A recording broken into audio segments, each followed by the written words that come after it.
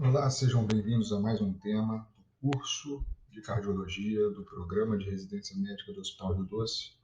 Hoje nós vamos falar sobre estenose aórtica, né? Uma doença muito prevalente, principalmente nos idosos, muito comum de encontrarmos no nosso dia a dia como médicos, né? Nós estimamos que 5% dos pacientes com idade superior a 75 anos apresentam algum grau de estenose aórtica. E entre estes, 3% têm a forma grave, sendo destes, 50% são assintomáticos. A degeneração valvar com calcificação é o achado mais encontrado. A estenose aórtica também pode ser secundária à febre reumática, porém, na maioria das vezes, vem associado à doença mitral e à válvula aórtica bicúspide. Bem, o que é a estenose aórtica de uma maneira muito simplista? É a obstrução da via de saída do ventrículo esquerdo. As válvulas, as cúspides das válvulas, elas não se abrem, gerando, então, ou abrem com grande limitação, gerando assim o que a gente chama de gradiente. É o que a gente vai explorar nos próximos minutos. Tá? O que é a história da doença, então? É uma doença de evolução lenta e progressiva. O início dos sintomas varia de acordo com a causa. Na febre reumática, os sintomas iniciam entre a segunda e quinta década de vida. Já na válvula aórtica bicúspide, entre a quinta e a sexta década de vida. E a estenose aórtica degenerativa, que é aquela da calcificação, entre a sétima e oitava década de vida. Né? Os pacientes com estenose aórtica grave, assintomáticos, com função ventricular esquerda normal, apresentam boa sobrevida e a morte súbita é rara, em menos de 1% dos casos. Após o aparecimento dos sintomas clássicos, né, que é o sintoma de insuficiência cardíaca, síncope ou angina, 50% desses pacientes evoluem para óbito, né, em 2, 3, 5 anos, respectivamente, se mantidos em tratamento clínico. É o famoso 532-ASE. Né? O que significa isso?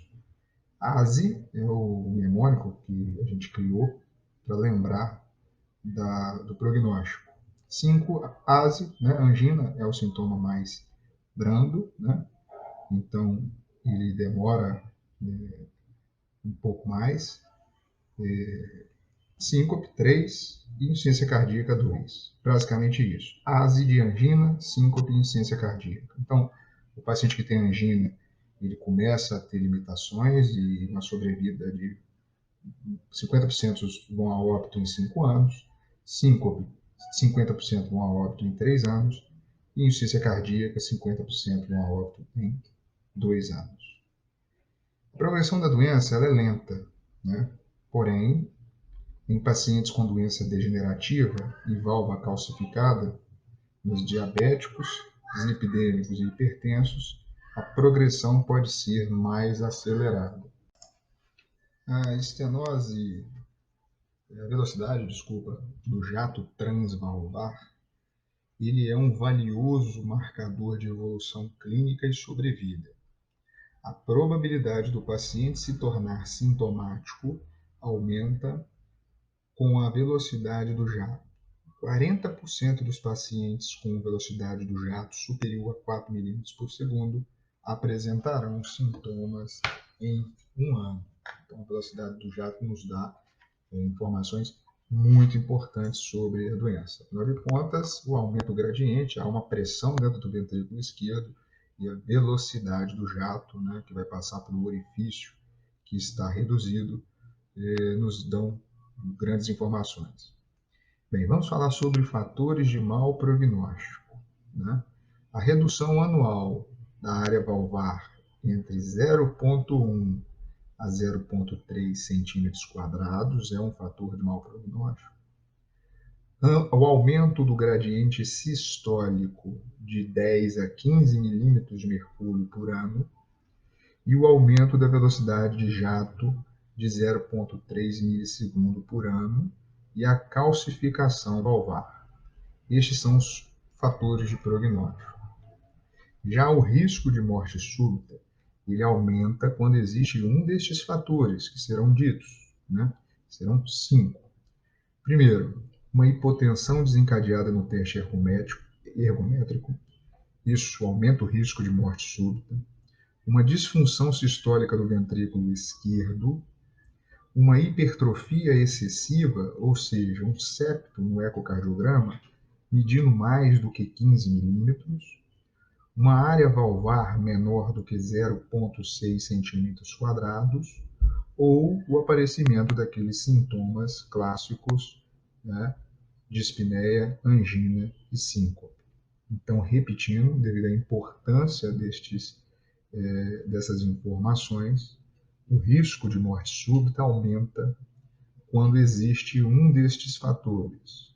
O paciente foi fazer um teste ergométrico e gerou hipotensão, o paciente tem disfunção do ventrículo esquerdo, o paciente tem uma hipertrofia excessiva do ventrículo, do septo, né, maior que 15 milímetros, e uma área valvar menor do que 0,6 centímetros quadrados. E, claro, o aparecimento dos sintomas. Tudo isso gera o risco de morte súbita e, pelo que nós observaremos no futuro, daqui a pouco, será indicação cirúrgica também. Assim como todas as outras patologias valvares, o American College e o American Heart, eles dividem a doença em estágio, né? A, B, C e D. Só que de maneira peculiar, a estenose aórtica é dividida no C em dois segmentos, C1 e C2, e no D em D1, D2 e D3. Nós já vamos ver o porquê disso acontece, né? Tem alguns detalhes na estenose aórtica que são de suma importância. Bem, então, seguindo, a estágio A é aquele paciente que tem fatores de risco para desenvolver a valvopatia. Por exemplo, ele tem uma válvula aórtica bicúspide ou uma esclerose aórtica. B é o paciente que tem uma estenose aórtica em progressão, ou seja, ele tem uma estenose aórtica discreta, um gradiente ventrículo esquerdo aórtico menor do que 20, né? Ou moderado, quando ele tem o ventrículo esquerdo aórtico, ou seja, o gradiente VEAO entre 20 e 39. Já na C, no estágio C, nós temos a estenose aórtica grave assintomática, ele não tem sintoma, porém o critério do gradiente já preenche os critérios, né, e a área valvar de uma estenose aórtica grave. O gradiente, então, do VEAO maior ou igual a 40 milímetros de mercúrio, com uma área valvar menor ou igual a 1,0 centímetro, menor que 1 centímetro quadrado. E aí, subdivide-se em dois, né? Conforme vamos exemplificar. Se eu estou no estágio C, C1 é aquele que tem um ventrículo preservado, né? Ou seja, ele tem uma fração de ejeção maior ou igual a 50%, né? E aí podemos abrir mão de duas situações. Primeiro é ver um teste ergométrico, né? Teste ergométrico positivo no estágio C1, esse paciente ganha a indicação da válvula. Teste ergométrico negativo, ele será avaliado de 6 em 6 meses. E uma outra situação é avaliar a velocidade do jato. Como nós dissemos, né? Que a velocidade do jato, ele nos dá a indicação de gravidade. Né? Então, se ele tiver entre 4 e 5 milímetros por segundo, pode ser que esse paciente ainda continue em avaliação clínica. Mas se a velocidade do jato for superior a 5 metros por segundo, ele terá sua indicação cirúrgica. Então, no estágio C, nós vamos ter essas características. Estou repetindo para fixar, pois aqui mora algumas dúvidas, né? Então, ele tem o diagnóstico de estenose aórtica grave pelo ecocardiograma, com um gradiente do ventrículo aórtico maior ou igual a 40, com a área valvar menor ou igual a 1 centímetro. E aí, C1, a fração de ejeção dele é preservada. C2, fração de ejeção menor do que 50%. Né? Então, se a fração de ejeção ele for um C2, ele tem indicação de trocar a válvula. Se ele for um C1, ele pode ter indicação de troca de válvula também. Só que com auxílio de dois outros exames. Quais? O teste ergométrico, né, para induzir sintoma, e uma avaliação da velocidade do jato. Em sendo a velocidade do jato maior que 5, ele é indicado a cirurgia, e se o teste ergométrico é positivo, também. E se o teste ergométrico é negativo e a velocidade de jato estiver entre 4 e 5 milímetros por segundo, ele será avaliado de perto, né, com um ecocardiograma de 6 em 6 meses. Então aqui, total atenção no estágio D, que é a grande peculiaridade da estenose aórtica. Tá? Para ser estágio D, ele tem que ter sintomas. Esse é um dos pré-requisitos. Né? E aí nós vamos subdividir em D1, D2 e D3.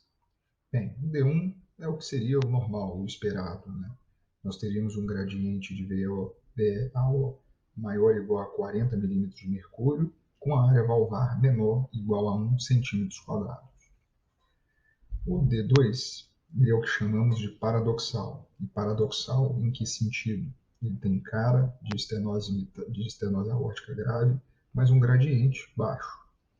Ele então tem as características de gradiente ventrículo esquerdo aórtico menor do que 40 milímetros de mercúrio, ou seja, um gradiente baixo, não compatível com estenose aórtica grave, uma área valvar menor que 1 centímetro quadrado, compatível com estenose aórtica grave, e a fração de ejeção é normal.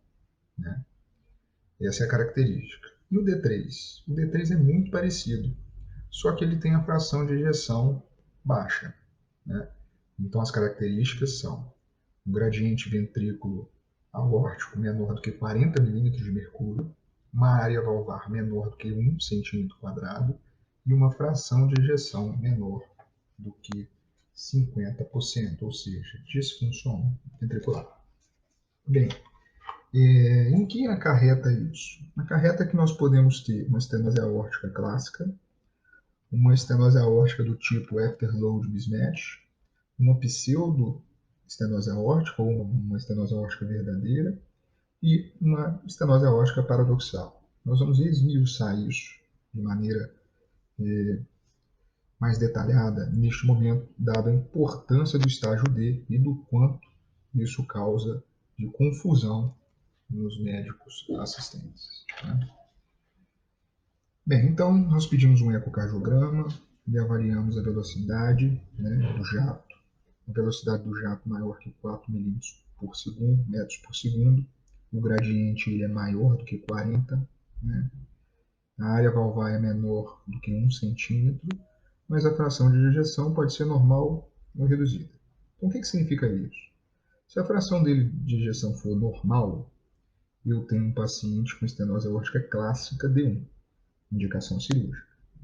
Se a fração de ejeção dele for menor do que 50, é o que chamamos de afterload mismatch. Okay? Em todos os critérios, está tudo correto, mas a fração de ejeção dele é menor do que 50%. Esse é D1 no quesito de afterload mismatch. Ok, imagine o segundo cenário, né? O cenário de D2. Ele tem uma velocidade de fluxo baixa, de jato, desculpa, um gradiente baixo, mas ele tem uma área valvar menor do que 1, com a fração de ejeção menor do que 50%. Então aí, o que eu faria? Eu faria o teste da dobutamina. Porque qual é o raciocínio aqui de D2?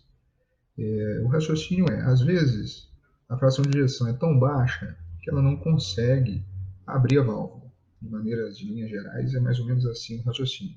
Então eu deveria fazer um teste de contratividade, né, aumentar o inotropismo do ventrículo, para ver se ele aumenta o gradiente. É isso que é feito na D2. E a D2, o estágio D2, ele gera duas possibilidades. Se a dobutamina ela não melhorar, vamos dizer assim, o gradiente ficar baixo, ele é um pseudo aórtico. Né? Agora, se a dobutamina funcionar e o gradiente aumentar acima de 40, ele é uma estenose aórtica verdadeira, né? Então nós temos essas duas situações. Bem, e temos também a outra situação em que nós temos gradiente baixo, a área valvar baixa e a fração de ejeção normal. O que nós vamos usar? Nós vamos usar o grau de calcificação da aórtica, para ver se ele é um D3 mesmo, um paradoxal, né? Um D2 paradoxal. Nós vamos ver isso adiante. Bem, ficamos ansiosos e antecipamos para os estágios da doença, né? Já pulando alguns detalhes, devido à importância dos estágios C e estágio D na classificação da estenose aórtica. Bem, como é a fisiopatologia da estenose aórtica? A estenose aórtica ela causa uma sobrecarga de pressão, diferente da insuficiência mitral, que é uma sobrecarga de volume. A estenose aórtica é uma sobrecarga de pressão. Existe uma obstrução fixa na via de saída do ventrículo esquerdo, o que gera um gradiente de pressão entre o ventrículo e a aorta, incrementando a pressão sistólica e a diastólica do ventrículo esquerdo, e também o tempo de ejeção do ventrículo, né, da sístole. O quadro clínico, né, os sintomas, eles podem aparecer tardiamente, quando a lesão já está muito avançada. A dispneia aos esforços é decorrente da elevação da pressão diastólica final do ventrículo esquerdo e a complacência diminuída por hipertrofia ventricular esquerda concêntrica. A síncope ela pode ser ocasionada por baixo fluxo, né, diante de uma obstrução fixa na via de saída do ventrículo esquerdo, e a angina ocorre como consequência de isquemia subendocárdica e desequilíbrio entre oferta e consumo de oxigênio do miocárdio, ou ainda a associação com doença arterial coronariana. Bem, então, de uma maneira bem resumida, esses três sintomas que a gente categoriza, né, como ASE, né, a angina, eu tenho um músculo muito hipertrofiado que necessita de mais sangue, ele não tem a capacidade de aumentar o débito porque a via de saída é fixa, então ele começa a gerar uma isquemia, né? Gera dor no peito. Uma outra situação é a síncope. Eu tento, eu faço um esforço e aí o débito cardíaco também não consegue aumentar para suprir essa demanda. Então, eu tenho uma síncope, eu perco o nível de consciência por causa disso. E a dispneia é quando eu já tenho o aumento das pressões de enchimento e começa a ser transmitido ao pulmão e etc. Além também do débito cardíaco, que não consegue suprir as demandas, as necessidades do corpo. Né? Ao exame físico, nós temos alguns detalhes muito importantes. O primeiro é o pulso parvus tardus. Ele é um pulso que inicia, né, e vai mais lento. Ele é muito característico, parvus e tardus. Nós podemos ter um frêmito sistólico na região aórtica. O sopro é um sopro sistólico, um foco aórtico e foco aórtico acessório, que irradia para fúrcula e carótidas. Ele tem uma característica rude em crescendo e decrescendo, e que termina, né, antes do aparecimento da segunda bolha ou o abafamento de B2. É o famoso, né, é aquele sopro em diamante, né? Ele começa, faz um pico e depois desacelera. Né? Um fenômeno muito importante, que é o Galha-Bardin, né? O sopro sistólico ele pode ser audível no foco mitral. Né? É o fenômeno de Galha-Bardin, Galha-Bardin, escreve, né? Dando a impressão que existem dois sopros, o da estenose mitral, né? Desculpa, da estenose aórtica e outro de insuficiência mitral, mas não passa por ser o mesmo problema. Então, o sopro sistólico do Galha-Bardin, né, é aquele que é auscultado no foco mitral. Bem, na ocorrência de disfunção do ventrículo esquerdo, DPOC ou obesidade nos pacientes idosos com válvula muito calcificada, o sopro pode ser discreto. Quando a estenose é grave, o sopro é mais tardio e pode-se auscultar uma B4, né, com uma contração atrial bem vigorosa. Então, quanto mais longo o sopro, né, quanto mais tardio, pior. Né? Entre 11 e 46% dos pacientes existe hipertensão pulmonar associada e há um desdobramento paradoxal de B2. Então, a estenose aórtica é uma doença muito prevalente, principalmente nos idosos. Muita atenção quanto aos sinais e exames clínicos, né? O sopro é muito característico, um sopro rude em diamante. E vamos partir agora para os próximos detalhes. Bem, os exames complementares na estenose aórtica. Nós vamos utilizar o eletrocardiograma, né?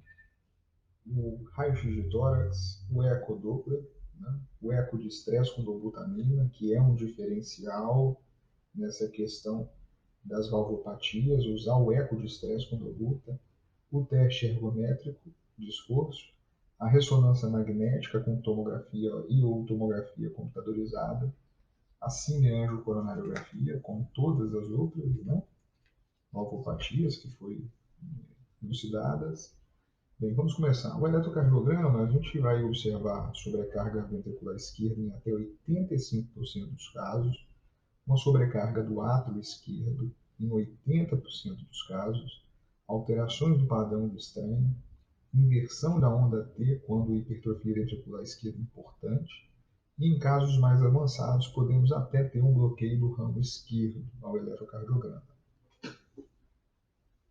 Sobrecarga ventricular esquerda no eletrocardiograma, nós utilizamos critérios de Sokolov, S de V1 mais R de V5 ou V6 maior ou igual a 35 mm, ou R de AVL maior do que 11 mm. Sobrecarga atrial esquerda ao eletrocardiograma tem uma duração da onda P de maior ou igual a 120 milissegundos. O desvio do eixo da onda P é para a esquerda. A onda P ela é entalhada e bífida em D2, o que chamamos de onda P mitralha. Devemos usar o índice de Morris, né, que é o componente da final negativo de P em V1, com duração superior a 40 milissegundos e amplitude maior que 1 milímetro, é o que a gente chama de bifásico, né? O índice de Macruz, que é maior do que 1,6, né? Quando você pega a duração total da onda P, dividida pela duração do segmento PR. Você mede o final da onda P ao início do QRS. Bem, no eletrocardiograma, nós evidenciamos um bloqueio do ramo esquerdo quando o QRS ele é alargado, com duração superior a 120 milissegundos ou 0,12 segundos, né, maior ou igual, isso é um critério obrigatório. Nós temos ausência de Q em D1, AVL, V5 e V6. Isto ocorre devido à perda, né, do primeiro vetor de despolarização. A onda R ela fica alargada e com entalhes e ou empastamento em D1, AVL, V5 e V6. Nós temos uma R minúscula, um crescimento lento de V1 e V3, a V3, podendo ocorrer um padrão de QS maiúsculo, né? Ondas S alargadas, com espessamento e ou entalhe em V1 e V2. Podemos ter deflexões intricicoides de V5 e V6 maior ou igual a 0,05, né? E aí a gente mede no início do QRS até o pico da onda R, indica que o tempo de ativação ventricular está lentificado, essa deflexão intricicoide. O eixo geralmente está entre menos 30 e mais 60 e pode haver uma depressão do segmento ST e onda T assimétrica em oposição ao retardo médio terminal, ou seja, na derivação que o QRS ele é negativo, né, com V1, a onda T é positiva, e já em V6 o QRS é positivo e a onda T é negativa. E o raio-x de tórax, especificamente aí na estenose aórtica, quando a fração de ejeção ela é preservada, a área cardíaca é normal. Você pode ter ali uma HVE, uma sobrecarga ventricular concêntrica. Pode-se observar uma calcificação do botão aórtico E em casos mais avançados, a área cardíaca aumenta às custas tanto do VE quanto do átrio esquerdo. Bem, já o aumento do ventrículo esquerdo no raio-x, a projeção frontal, nós observamos o aumento do ventrículo leva à rotação anti-horária, com verticalização do contorno esquerdo, fazendo com que a ponta mergulhe no diafragma e direcione, para o seio costofrênico esquerdo. E no perfil, nota-se um abalamento posterior abaixo do nível do anel mitral.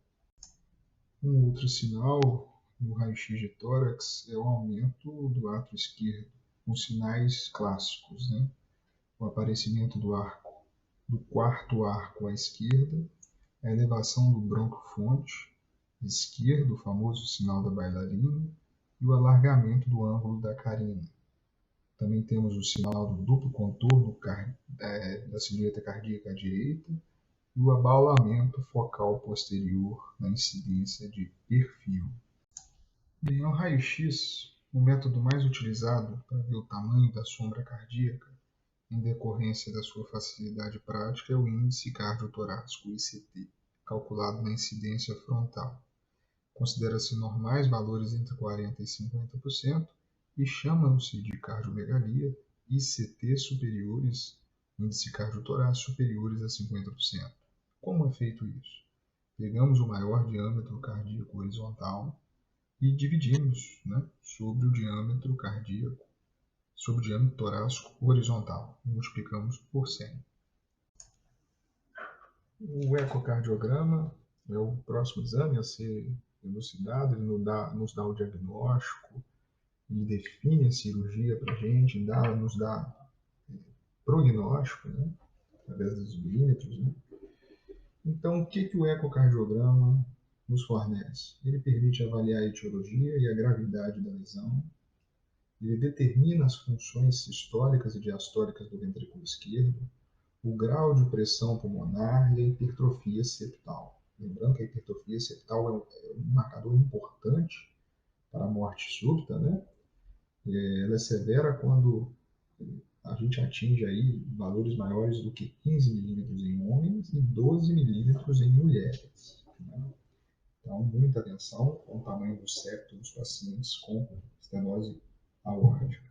Bem, os critérios ecocardiográficos de estenose aórtica severa, elas são uma área valvar menor ou igual a 1 centímetro quadrado, ou, como opção, quando ela é indexada ao peso, a gente utiliza a marca de 0,6 centímetros quadrados por metro quadrado.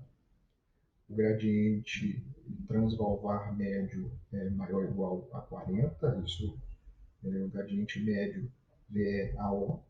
A velocidade do jato maior do que 4 metros por segundo, E a avaliação do aparelho valvar também é importante, visando aí a possibilidade de TAV. Isso é o protocolo de ecocardiograma. Repetindo, área valvar menor ou igual a 1 centímetro quadrado. Se você indexar para o peso é menor do que 0,6 centímetros quadrados por metro quadrado. O gradiente transvalvar, lembrando aqui que é médio, maior ou igual a 40 milímetros de mercúrio. Velocidade do jato maior ou igual a 4, E podemos utilizar a mão também do ecocardiograma com estresse, com dobutamina. Está indicado em quem? Naquele paciente que você está duvidando, está pensando numa estenose aórtica paradoxal e na estenose aórtica com disfunção do VE e gradiente baixo. Ou seja, quando há dúvida se a estenose aórtica é realmente grave, uma vez que o gradiente transvalvar ali, VE/AO, é baixo, pode ser que o eco com Dobuta ajude. Ele, além de avaliar a gravidade da estenose aórtica, o ecocardiograma com estresse, ele pode avaliar a reserva contrátil do ventrículo esquerdo. Então, é de muita importância esses dois exames. Bem, o teste ergométrico. O teste ergométrico ele é indicado para avaliar a capacidade funcional em pacientes com estenose aórtica grave. Lembrando que deve ser feito, estenose aórtica é importante que seja feito em ambiente hospitalar, Ele é importante em pacientes assintomáticos e com função ventricular esquerda normal e tem critério de positividade se ele começar a dar sintomas, ele vai do estágio, pula para o estágio D, se ele der dispneia, síncope ou pré-síncope, e se a pressão arterial sistólica for em platô. O que significa isso? Ele tem uma elevação da pressão arterial sistólica menor a 20 milímetros de mercúrio, ou seja, eu boto o paciente no teste de ergometro, começa a estressar muito e ele não sobe a pressão. Né? Não sobe a pressão, lembrando que pressão é débito vezes resistência vascular sistêmica. Então ele não aumenta débito, ele fica ali com a pressão sistólica inferior a 20 milímetros de mercúrio. Isso também é um teste ergométrico positivo para um paciente com estenose aórtica. Bem, ou uma outra opção no teste ergométrico é quando ele faz o exame e a pressão sistólica cai. Eu começo com níveis de 120 e ao término do exame ele está com 80 de sistólica, 90 de sistólica, também entra como critério de positividade no teste ergométrico.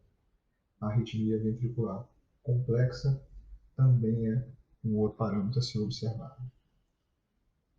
Bem, partindo para outros métodos propedêuticos, como a ressonância magnética e a tomografia computadorizada, o que eles vieram a acrescentar? Bem, ele permite avaliar a função ventricular quando os resultados são duvidosos no ecocardiograma, além de determinar se tem fibrose miocárdica. A fibrose, nesse sentido, seria um fator prognóstico. Ele fornece informações sobre a calcificação valvular, né, com score de cálcio aórtico, e sobre o aparelho valvar visando uma possibilidade de TAG. Então, a tomografia é importante quando se pensa em TAG e a ressonância pode nos dar a fibrose miocárdica e nos dar informações importantes sobre a abordagem cirúrgica deste paciente. Bem, no CAT, ele entra com a mesma indicação, né? Ele é indicado para quando há discrepância entre a clínica e o eco e você não conseguiu nem fazer nenhuma outra propedêutica apropriada, e é obrigatório você fazer, devido à associação, a forte associação entre doença arterial coronariana e a calcificação ali, a doença degenerativa da aorta, né? Então, o CAT ele entra naqueles pacientes acima de 40 anos e é quase mandatório estudar as coronárias para ver se tem alguma obstrução e aproveitar o tempo cirúrgico para revascularizar se necessário, né?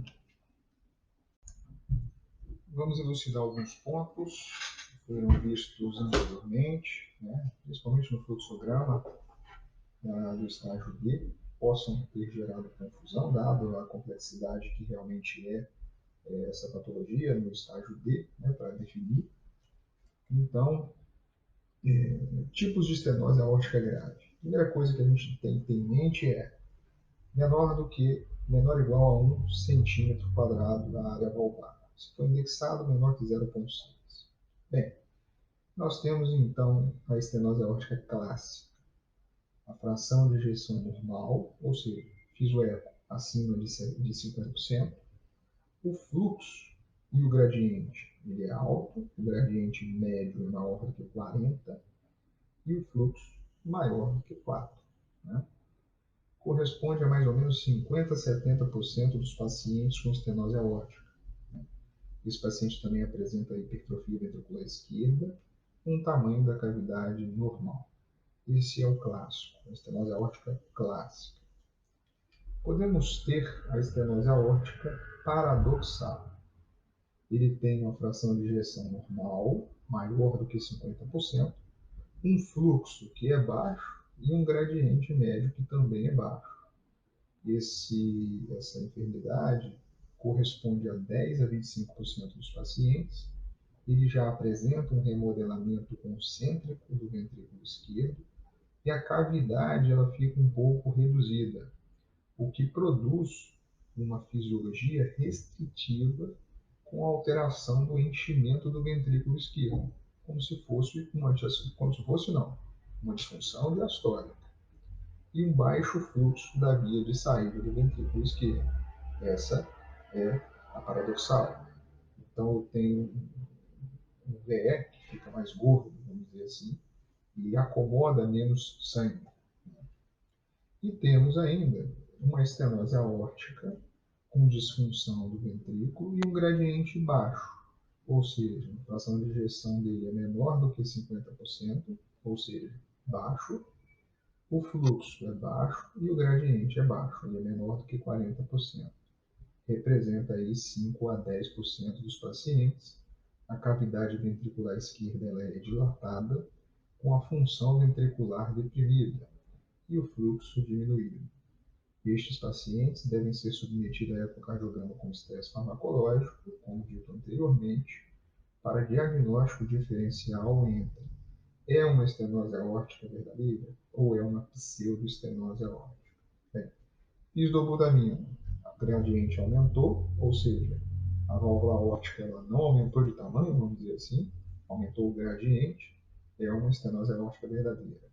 Não, o gradiente não aumentou e quando eu refiz a válvula, ela aumentou alguns centímetros, por exemplo.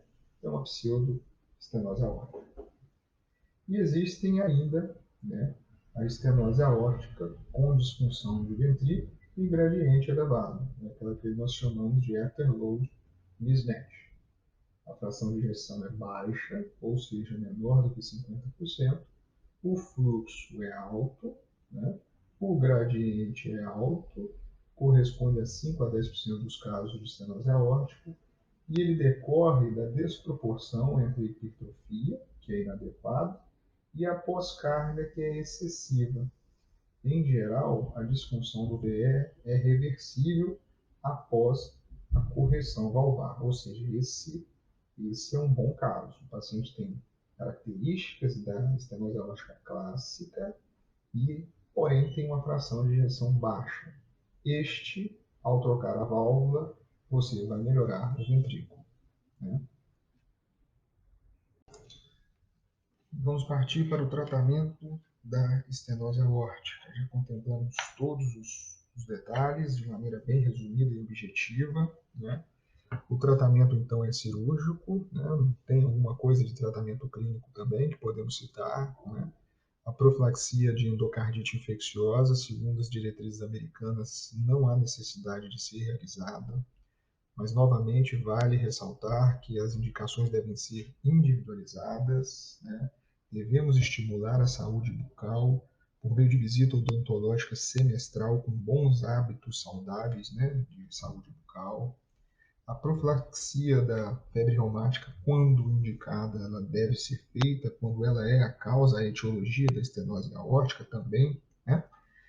Do mesmo jeito como ocorre na estenose mitral, também devemos fazer a profilaxia, não esquecer da profilaxia de febre reumática, penicilina bezatina 1.200.000 IM de 21 em 21 dias, geralmente até os 40 anos, com lesão valvar grave, ou se trocou a válvula, muito provavelmente vai ficar para o resto da vida.